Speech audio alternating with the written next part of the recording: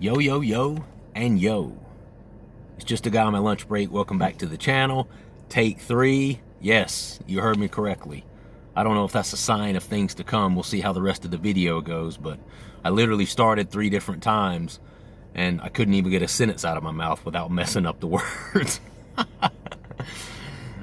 Maybe after you hear my story from last night, you'll understand that it'll all make a little more sense. But yeah, this is my 4th attempt so far. The first 3 tries, I didn't get past the first 10 seconds before I was like, can I buy a vowel? Anyway, hope you guys are doing well. It is Friday. Thank God. And just one housekeeping thing right out of the gate. So, don't pay attention to this or this unless you really want to. You know, when I first started this channel, I was a little bit,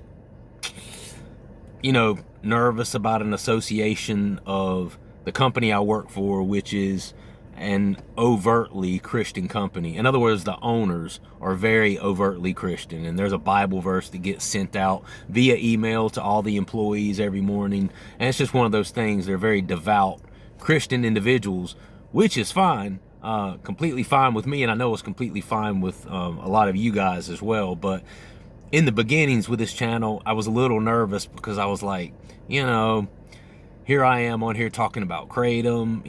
I mean, I keep it G-rated for the most part, but some of the topics that I address on here,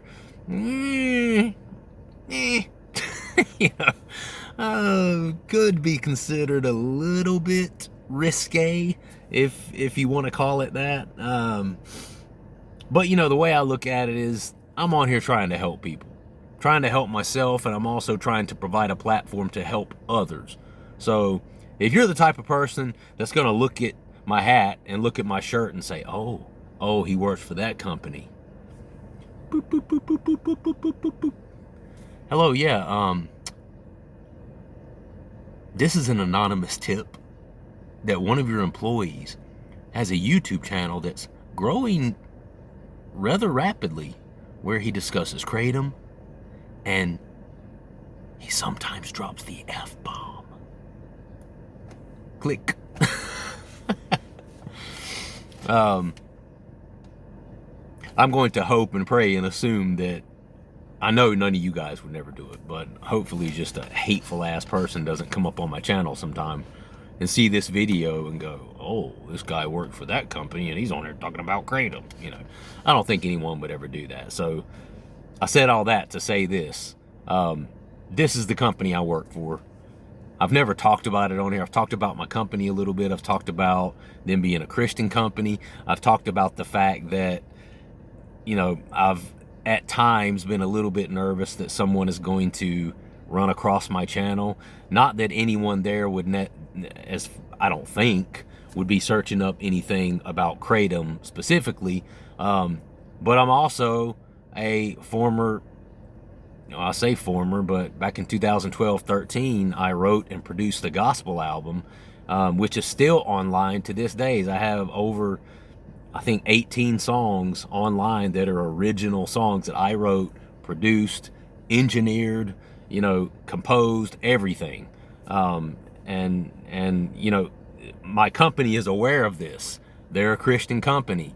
So the owner, especially the owner's wife, has been on my Reverb Nation page multiple times, listening to my music and stuff like that. I've got a few songs here and there on YouTube, like on a different channel, not on this channel, obviously. But there's always a slight concern that if someone goes to YouTube and starts typing in my name, that somehow they're going to run across this. That's always a slight concern for me. But the way I look at it is, we're all sinners. Even the best Christian in the world is a sinner. So if they're the type of company that are going to find out I'm doing a channel like this where I'm trying to help people who are struggling with an addiction, and then they're going to judge me for that, and then possibly it could affect my employment, probably wouldn't want to be working for that company anyway, to be quite honest. So anyway, all that said, moving on. So if you've not subscribed to the channel, please do so. I'm up to right at, I think, 650 subscribers, which is pretty awesome. So please do that if you would. Also comment, like the video. And one more housekeeping thing.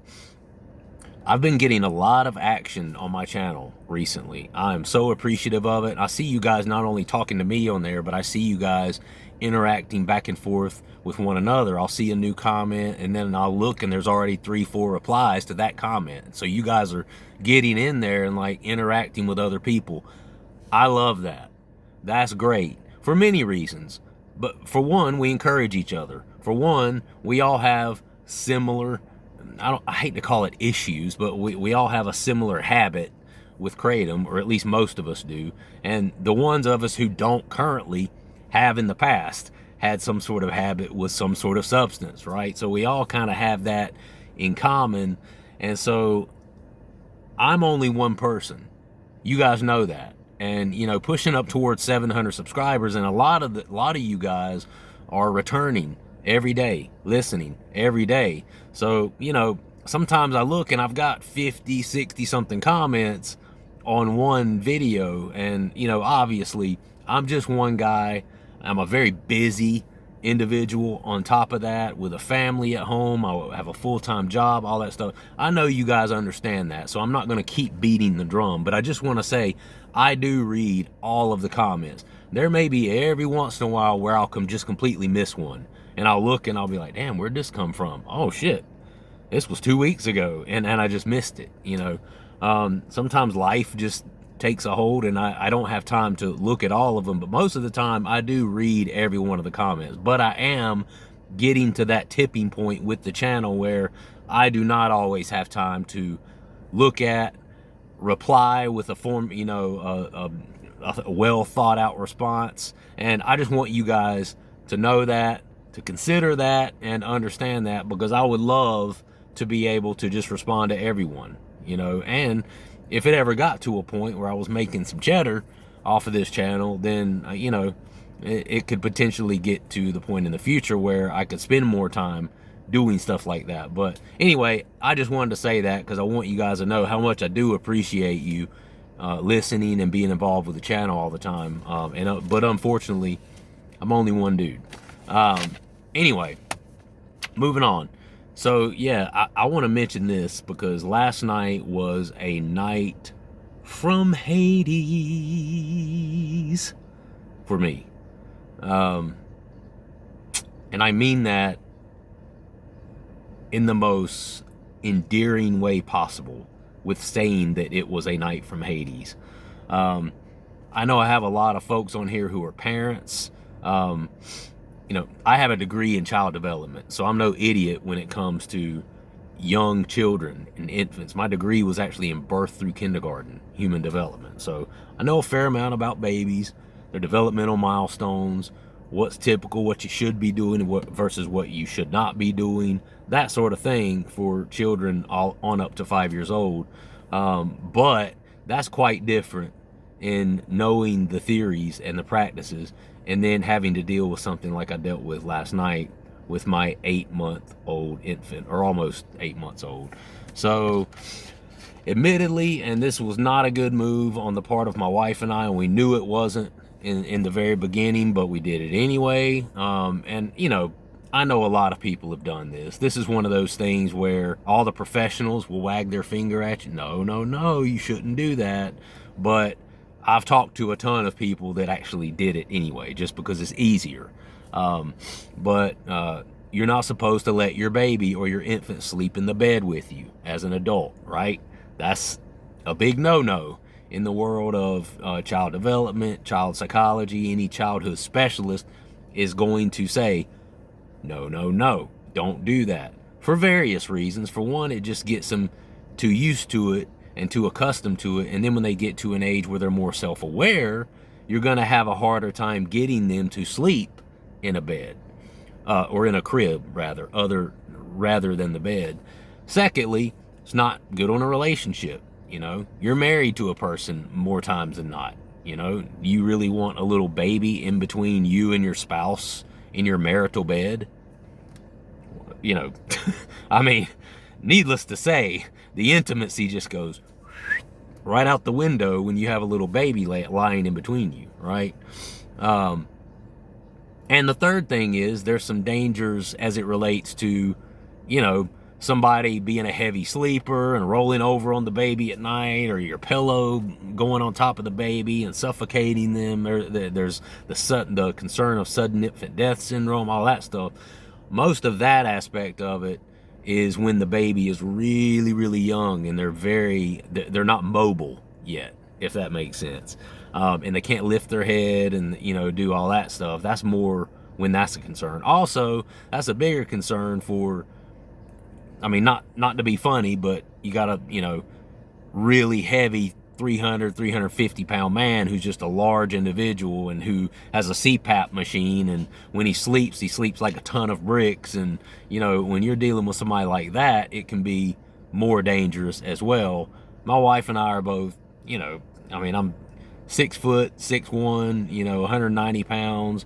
I sleep like I'm on pins and needles already. You know, so I mean, all it takes, the dogs are in the room with us. All it takes is one of the dogs to get up and shake their head like this, and I hear their collar go, and I'm awake. I mean, that's all it takes. It doesn't take much for me to wake up. So with that said, we're both very light sleepers. So there's been no problems there. And with him almost 8 months old, I'm not necessarily concerned about him coming to any danger at this point. But my wife and I had the discussion the other night, you know, we really need to try to get him out of the bed and in his crib. He has a crib, fully functioning, set up crib that is in the room with us. We have a very large, expansive master bedroom. Thank God. It's the biggest room in the house. It's almost as big as the great room, including vaulted ceilings and all that stuff. So we have a really big room in there. So for the first several months, up to a year of his life, when he was going to be getting up a few times throughout the night, we thought, you know, just put the crib in the room with us so he's right there. Well, the crib's there, but we never really made him use it, because it's one of those things where when we put him in it, he cries, he wants to come out of it, he wants to be in the bed with us, that sort of thing. And we just, being very busy, tired, exhausted people, you know, we did what we shouldn't have done. After 15, 20 minutes, we're just like, screw this. We'll do it another day. You know, we get him, put him in the bed with us, and he's fine immediately. Well, I had the conversation with my wife yesterday. Look, we need to actually make this happen. My wife's like, yeah, sure, yeah, let's do it, you know, definitely. And I warned her. I said, listen, he is going to push and test us. It's going to be a test of wills to see who's going to give and who's not. Get ready. Be prepared for the crying, the screaming, the blood gurgling crying that he's going to do. And she, you know, nodded her head, yeah, I know. We have to be ready for it. Well, there's one thing to say it, and then it's another thing to do it. We lay down last night, put him in his crib. He starts with the crying. You know, we're thinking, oh, he's tired, you know, 10 minutes, 15 minutes. He's going to get tired of it. 20 tops. He's going to be exhausted. He's going to drift off to sleep. Nope. 20 minutes passes. 30 minutes passes. It's been 40 minutes now. 45 minutes. He's still just, and I'm talking about to the point where the poor little guy is starting to lose his voice, to the point where we are concerned he is going to hurt something, that he's going to give himself a hernia from just pushing, straining, crying, you know, going into that upper register when he screams, you know, that falsetto sort of scream that he does. And it just, I mean, you would have thought the poor child was being tortured. Okay. And, you know, we have the concern for him, but then in addition to that, you know, for those of you who don't have children, you probably won't understand this. For all of you out there who have children, you know what I'm talking about. It goes against every fiber in your being to lay there and hear your child just explode, you know, in that way that he was doing, and not get up. You just, all you want to do, every fiber of your being, all you want to do is just get up and grab him. It's okay. We're right here. It's okay. It's okay. And that's all we want to do. And my wife really struggled with it. This is my wife's first child, guys. My wife is 39, about to be 40 her next birthday. This was a late pregnancy and birth for her. We never thought she was going to have any children. I had mine for my first marriage, my 17-year-old, who also lives with me at the other end of the house, thank God, so he doesn't have to be bothered with the screaming and crying. But we thought my wife would never, we thought she couldn't have children. She has PCOS, so she gets cysts on her ovaries. This has been a condition she's had all of her life. She's had multiple doctors, female doctors, tell her that it's not likely at all that she would ever have children. If she ever wanted to or really wanted to try, it probably wouldn't happen without a ton of, you know, what do you call it? Fertility assistance, right? Medical assistance and all that. And so we're, you know, we're just thinking it's never going to happen. And then you guys know the story, right? We find out that she's pregnant, and then 6 days later, my son was born. Yes, you heard me correctly. 6 days later, my son was born. It's almost like right off of that show, I didn't know I was pregnant. We actually tried to reach out to that show, and we were discouraged to learn that that show went off of air back in 2011, so they don't even have the show anymore, because our situation would have literally been perfect for it. Anyway, we never thought we'd have a baby, so we did. We were a little bit ill-prepared for that, but we struggled last night, and for the first 3 to 4 hours that baby was in bed, he cried his little heart out. Finally, after about 45 minutes, he dozed off to sleep. We're like, thank God, thank God. That wasn't the end of it. He slept maybe 30 minutes, then we started hearing him again.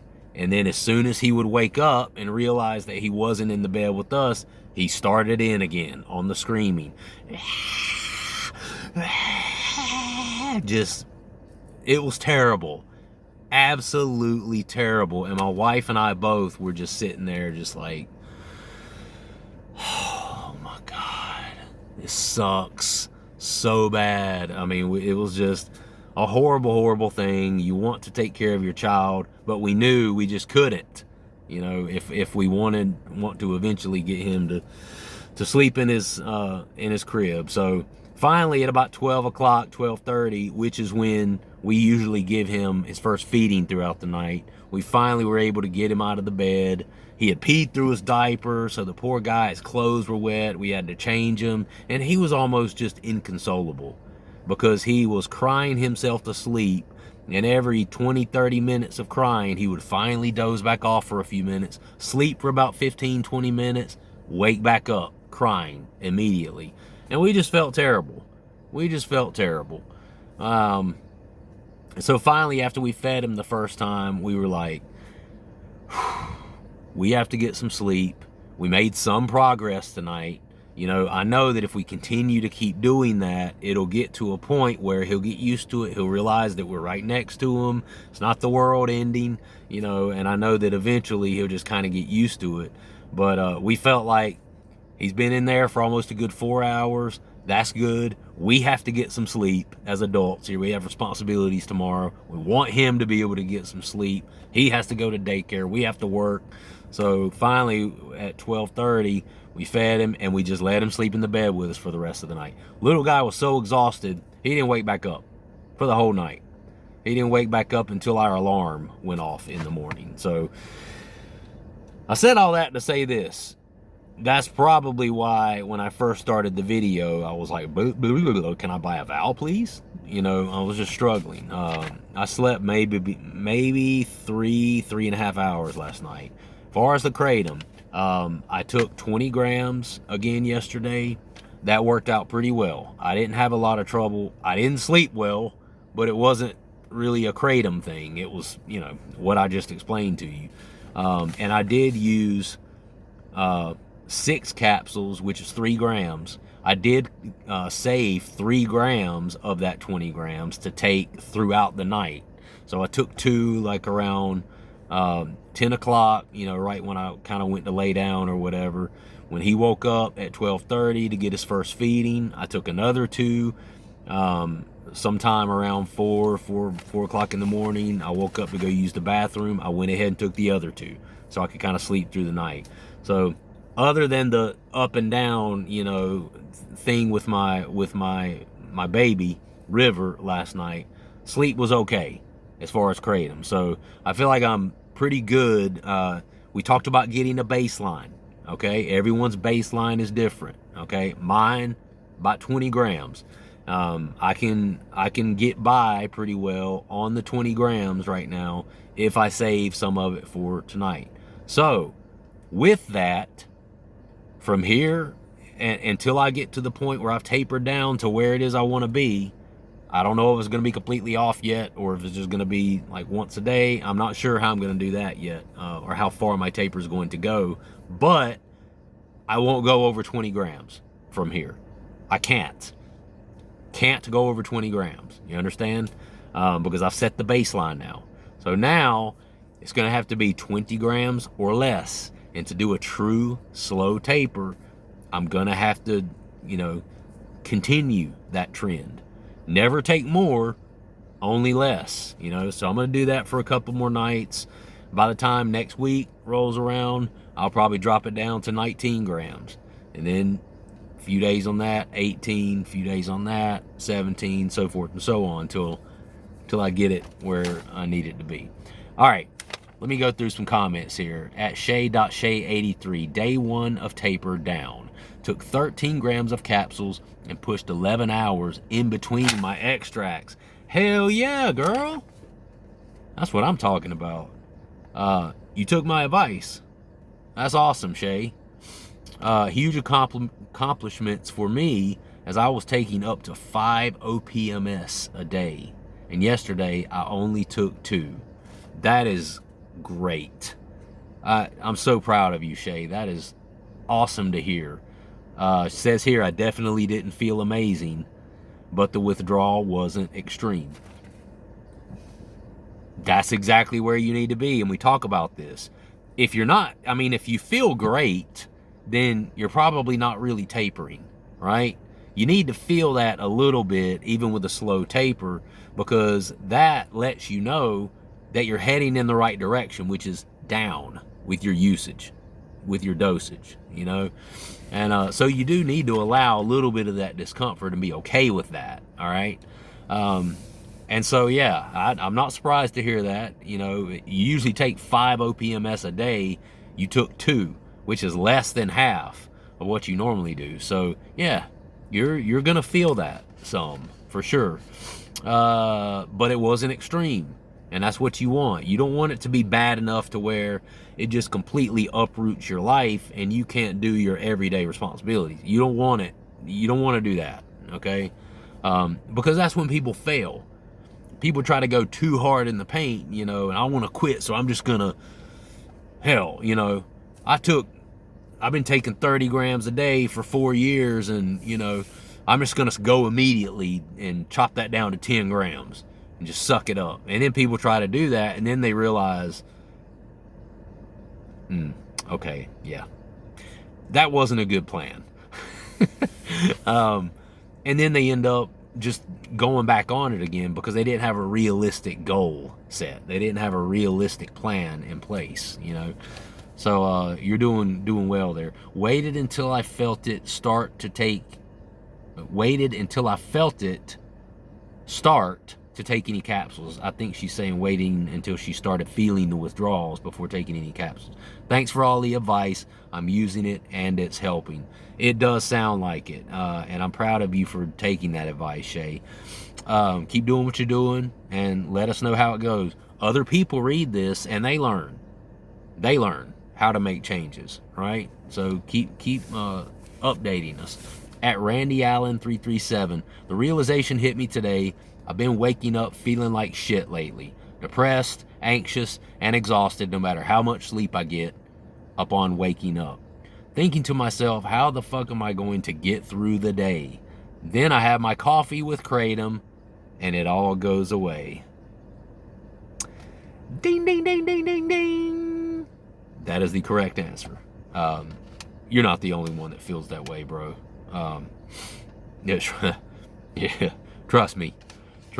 We've all been there, especially if you're taking it, you know, a fair amount. of the kratom. I'm so addicted right now that I'm deep into withdrawal by the time I wake up each day. And that's after an evening dose, too. Randy, thank you for the comment. You can always taper. And there's a lot of information on here, including in the comments, on how to do that, okay? Cut down by about a gram every 3 or 4 days. First, you have to measure and establish where you're at currently, okay? How much are you taking right now? And then you're going to cut that down by about a half gram or a gram every 3 to 5 days, whatever you're comfortable with.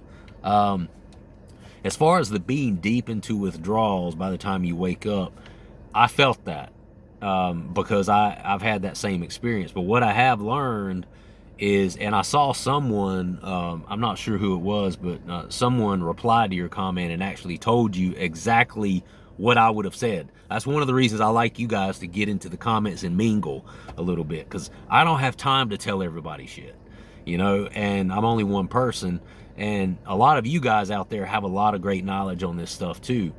You have your own knowledge that you're bringing to the table from your own past experience, and then you have knowledge that you've learned from me that you share with these people. And I heard somebody tell you, save, you know, a lion's share of whatever you're going to take. Cut a little bit off of your daytime dose, Randy, and then take, like let's say you're able to, each dose that you take throughout the day, you're able to cut out a capsule each dose. And then you use, you know, let's say you're dosing 4 or 5 times a day, whatever. Let's say 5 times a day, just for the sake of argument.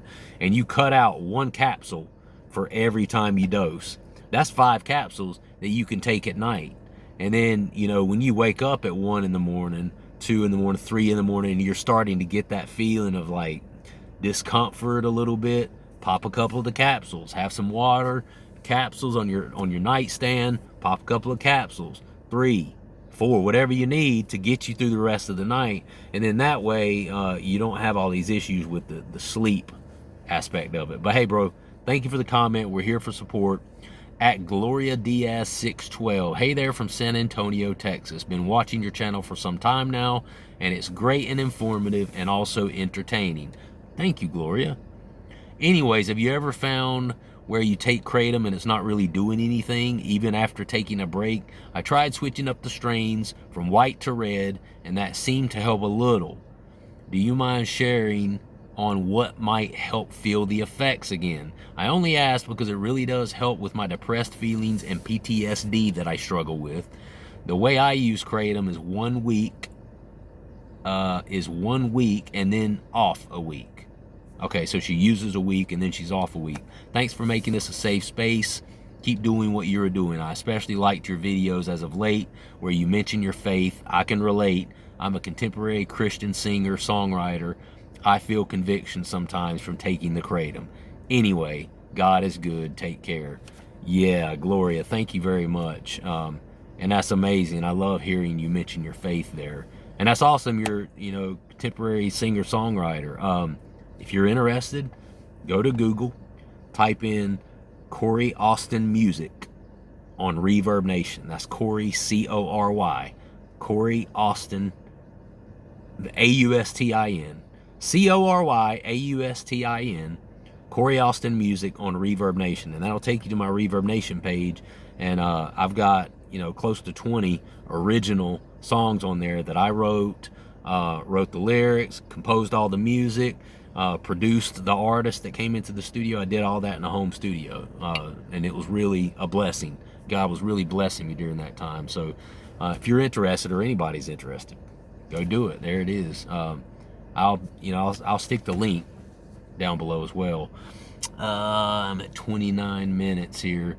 Anyway, as far as relating to your question, guys, jump in and let Gloria know what you think. She's getting to a point where she's not really feeling the kratom that much, other than what I will say. I'll give you one piece of advice. I've never been a fan of the white or the red. For me, the green strain is the best because white tends to be more energetic. Red seems to be more sedative. It kind of makes me tired, especially if I take a larger amount. The green is kind of right in the middle, so you get a little bit of both. You get a little bit of the stimulant, You get a little bit of the euphoria with that. So maybe try the green, which is in between. Second thing I will say is there are things called potentiators. Orange juice, a little bit of lemon juice, apple cider vinegar, anything that has that citric acid, that has the citrusy component with it, is a really good potentiator, and it actually will help you feel more intensely the effects, even taking a smaller amount. So I would recommend doing that. You know, take your kratom with some orange juice. If you can't mix it in, or you're just taking capsules, take the capsules and then drink some orange juice with it. And once that orange juice and everything gets worked into your system, you'll find that you'll kind of receive a little bit, it kind of gives you a boost. You're like, oh, now I'm feeling it, that sort of thing. So that's one thing I will say, a potentiator. And another good potentiator, caffeine. Specifically for me, coffee. I'll do cold coffee because I don't like always the hot coffee thing. But cold coffee or hot, however you choose to take it. You know, Coca-Cola, you know, stuff like that. I'm not really a soda drinker because I'm kind of a health nut. But I will do the coffee, which is a little bit of sugar in it. That's also a potentiator. So if you take 5 grams of kratom and you don't drink orange juice, or you don't drink coffee, and then you try it with drinking some orange juice with it, and then turn around drinking some coffee, you will absolutely feel a difference. I promise. Every time I take kratom, I use a potentiator. That way I can feel the effects a little bit more without taking just an astronomical amount, okay? At Zonashi, I'm not sure, Zonashi 8645. Yo, been tuning into your vids lately. Have you ever mixed kratom with kava? I did at a kava bar. The drink was called the Crush. It's kratom and kratom extract and kava extract mixed together in this one drink. The kava kind of took over for me, and I'm more of a fan of the kratom buzz. So I wasn't a real fan. A lot of people there really enjoy it, and I know kava and kratom is something that gets blended together a lot, and I know they kind of tend to potentiate each other. But for me, in that case, you know, and that could be because I take, you know, regular doses of kratom. If you're a person who doesn't ever take either one of them, and then you go once a week or something and you get yourself a kava kratom mixed drink, I'm sure it'd feel great. You know, when I tried the Crush, I had probably already taken, you know, 10, 15 grams of kratom already that day. So it could have just been that I tend to, you know, dose regularly on the kratom. But it's absolutely something that gets put, you know, taken together a lot. At Rick Nowak 4582 says, I figured out who you look like, bro. Put a yellow shirt on and you look like the dude from Liberty Mutual on TV commercials with your sunglasses and a yellow shirt. Ha ha. Ha ha, Rick. Fuck you, man. No, I'm just kidding. I responded to this and I told Rick, I've heard all kinds of, I've heard Mark Wahlberg, I've heard George Clooney, I've heard Brad Pitt, I've heard that actor from General Hospital back in the day, I've heard Vanilla Ice, yo, yo, yo, yo, word to your mother. I've heard all of that. The guy from the Liberty Mutual commercial is a brand new one, brother. I've never heard that. And if I didn't know you were kidding, I would be offended because that dude's ugly. Or he's nerdy, when I say. I mean, he's got the mustache and all that, but maybe it's just the glasses. Maybe it's just the glasses. But anyway, thanks for the comedy relief, bro. I appreciate it. I appreciate it. I wanted to get to at Spencer Drummers. I'm just not going to have time, and I got one from William McMurray as well. I'll try to get to you guys next time. I need to bounce here. Plus, I only have so much storage on this phone. It's going to cut me off soon. I hope you guys have a wonderful weekend. Stick to your tapers out there if you're doing one. Live healthy. Otherwise, if you're not doing one, have a great weekend. I'll see you next time. Peace.